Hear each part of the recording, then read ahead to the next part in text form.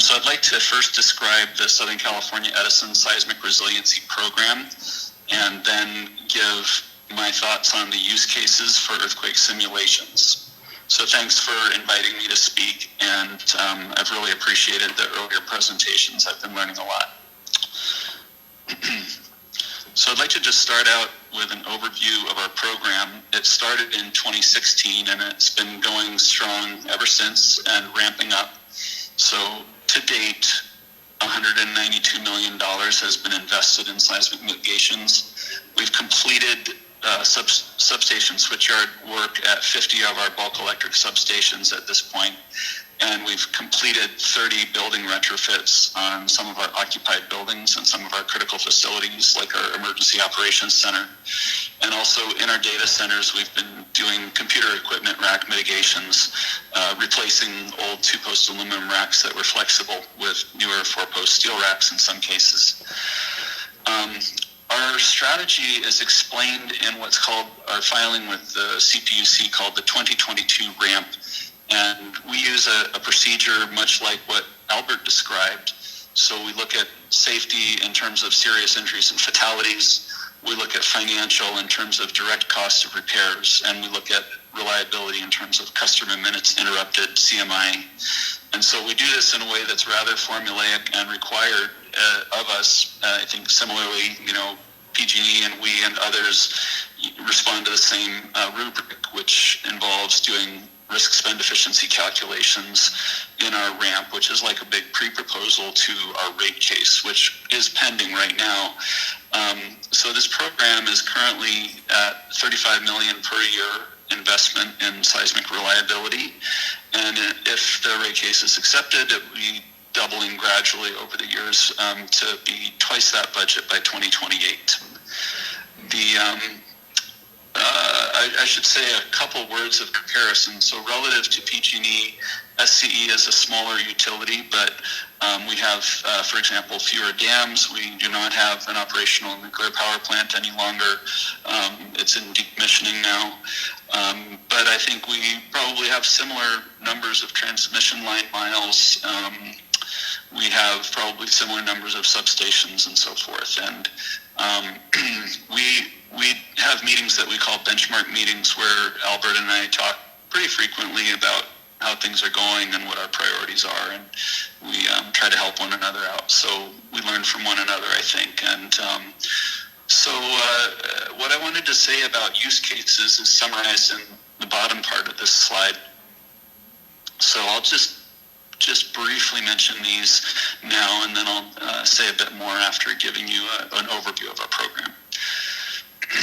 We can use single earthquake scenarios when we do what we call a full-scale exercise. So we have used the 7.8 Southern San Andreas scenario and the ground motions that Rob Graves calculated for that, the big shakeout scenario that USGS led back in 2008.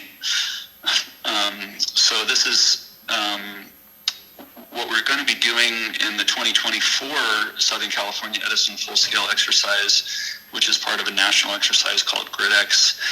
We're going to be using a different earthquake scenario, and I'll show that in my final slide here in this presentation. Another use case for us is in prioritization of seismic mitigation projects, much like what Albert described. And this is the ramp followed by the rate case. And so we need to justify our investment strategy by, showing the calculations by which we arrive at essentially risk scores. The other part of it that's formulaic in that 2022 ramp, which is openly available online from CPUC, the SCE 2022 ramp, it also shows things like a bow tie diagram to explain the range of possible earthquakes and then how those relate to the outcomes. And some of these calculations are rather challenging. We ended up using the shakeout scenario quite a bit in ours because we had a lot of additional data available that helped us to judge what the interdependency issues would be, for example, on pressurized natural gas at our peakers and our one remaining large gas asset, as we call it, large generating station. And then we we used the shakeout because it allowed our subject matter experts to see the context of the ground motions from the scenario. So that's one area in which it's challenging to really figure out what, for example, what would be the customer minutes interruption from a big earthquake like that. It really is important to take into account lots more than just simply the ground motions. You need to consider these other impacts, including surface rupture, other types of ground failure, landslide, liquefaction, lateral spreading. Okay, so we also have a use case that's probably, I can harken back to what ET was showing and some of the other earlier presentations, but for specific critical facilities, I'll touch on this a bit, but we have, Albert mentioned some other metrics. We have a large number of buildings that Edison owns. We have a tranched approach that I'll show, which describes the criticality, and we look at both safety and reliability factors. So for our most critical facilities of all, like for example, our emergency operations center and our data centers, we would benefit from doing more sophisticated work with ground motions that are specific to these critical facilities. Now, I'll state the obvious. California is earthquake country. We all know that this is true, and yet one of the challenges, I think, for us is that it's also wildfire country, and the priorities in terms of the Edison ramp and so forth are really heavily geared towards wildfire mitigations currently. But I think on the positive side, earthquakes also are an example of where we can prevent earthquake disasters. We can outsmart disaster, as we said in the Haywire scenario work that we did together. We know what to do. We can do calculations of expected ground motions, and we can design mitigations that we know will work. So that's all good. We are challenged on the resource side. I mean, unless there can be a greater recognition, earthquakes are an example of a tail risk, as we say, and so because they're low likelihood but high consequence, I would just say generally people don't quite know what to do with us. I mean, they're not providing enough resources to do large-scale mitigation and risk buy-down like we are in the wildfire space, but I just mentioned that as a challenge. So despite California being earthquake country, we are, I would say, as a state, we're not investing as much in seismic resiliency as we are in wildfire resiliency, and that's a massive understatement that I just made, so I won't try to put numbers on it, but just rather to say we have work to do. So the strategy of our seismic resiliency program, our mission is to provide seismic safety and reliability for Edison personnel and the public, and business continuity for our critical operations. We have 5 million metered customers approximately, and that means about 15 million people are served by Southern California Edison. When we looked at the 7.8 San Andreas shakeout scenario and had our 30 subject matter experts look at all the different considerations, we provided a 4-page work paper along with that 2022 ramp that's part of the open documentation on it. And in that, we estimated a total widespread outage duration for all customers of 22 days. So just wanted to put that out there, that we know that there's room for improvement and reliability in our system. But we figure that we only are able to control about 1/5 of that 22-day average outage for all customers. So we have these interdependencies I mentioned, natural gas, water for cooling, et cetera, and also even just permission to get in to make repairs until it's safe, until fires have been put out.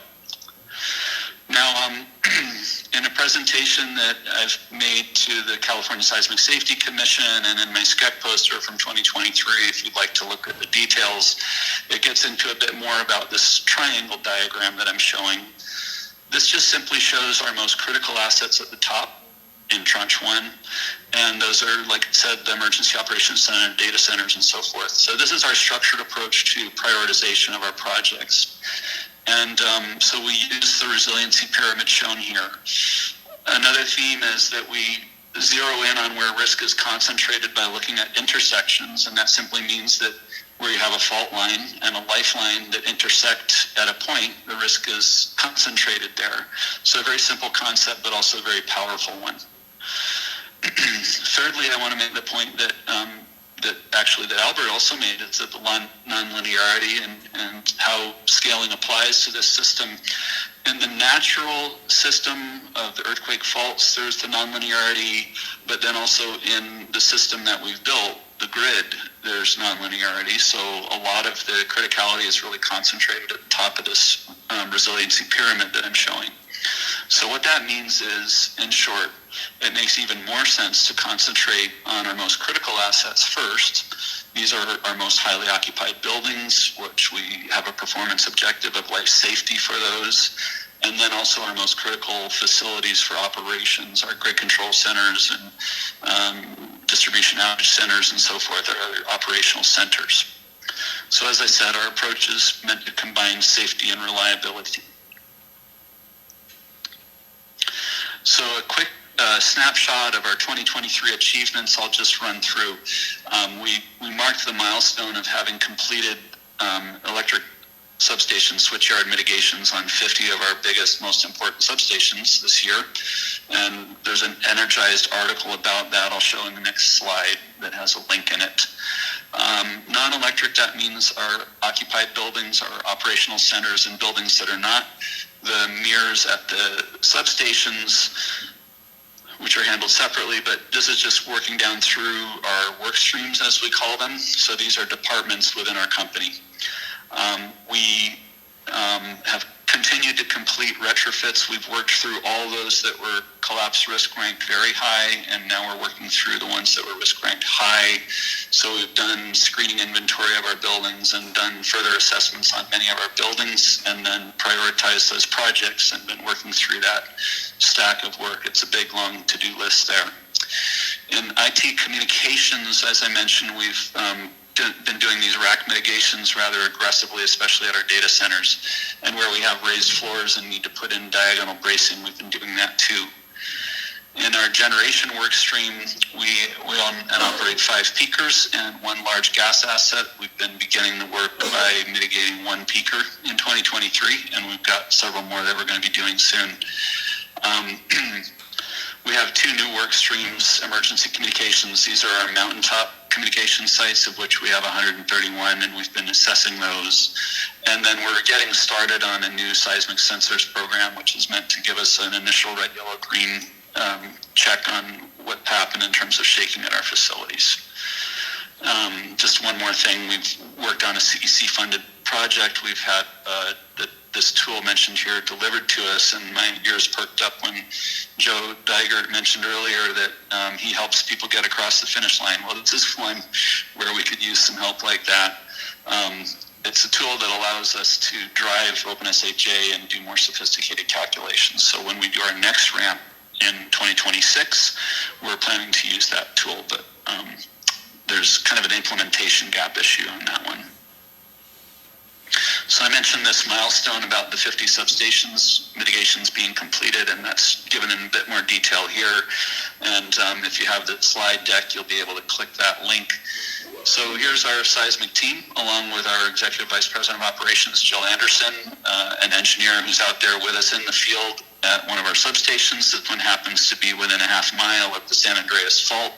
So we're interested in sophisticated ground motion modeling for important facilities like this one that are in the near fault region and potentially even vulnerable to fling pulses like you just heard described by Maha. And we're also interested in that kind of effect in near fault areas where we have, for example, our general office headquarters complex, several large buildings that are in near proximity to a zoned active fault.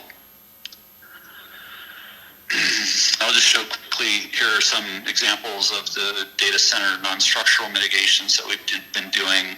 And some of our mitigations, even in one of the headquarters buildings, was geared really more towards non-structural, so that's important to us, as well as the structural mitigations. And here's another example. This is the peaker mitigation that's just been completed, of utmost criticality to our operations. So for our use cases, I already mentioned these three, but first is exercises like the upcoming full scale, and then next being helping us with our calculations for investment justification and prioritization and developing our strategy as we continuously improve our methodology for that. And then finally, the site-specific ground motions for our critical facilities.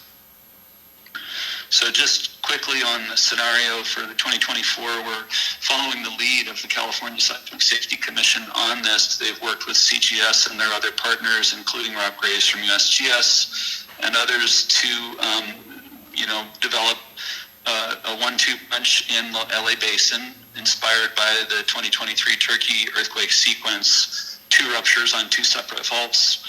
These being a 7.25 on the Newport Inglewood, followed by a 7.05 on the Palos Verdes. And what these do, these 2 events just sandwich the port complex and all of the refineries in LA. They would cut with surface rupture through some incredibly important infrastructure, including the Alameda Corridor. So goods movement to the rest of the nation from this port complex would stop and need to be restarted in order to get the regional economy back going again. So this is an especially impactful earthquake scenario sequence that we plan to use for our full scale in October. It's going to coincide with Shakeout Day. And so we would invite those of you that are interested in seeing how Edison plays out a scenario like this to come and come in as observers. We walk tours through during the exercise play. For those of you that are familiar with Incident Command and would like to, we can also offer opportunities to serve in the sim cell on that day or serve as observers. So please do contact me if you're interested in that. And we look forward to working with this group of you that are together meeting there. Sorry I couldn't be there in person, but I just wanted to end there and say we look forward to working together on these use cases. And thanks very much.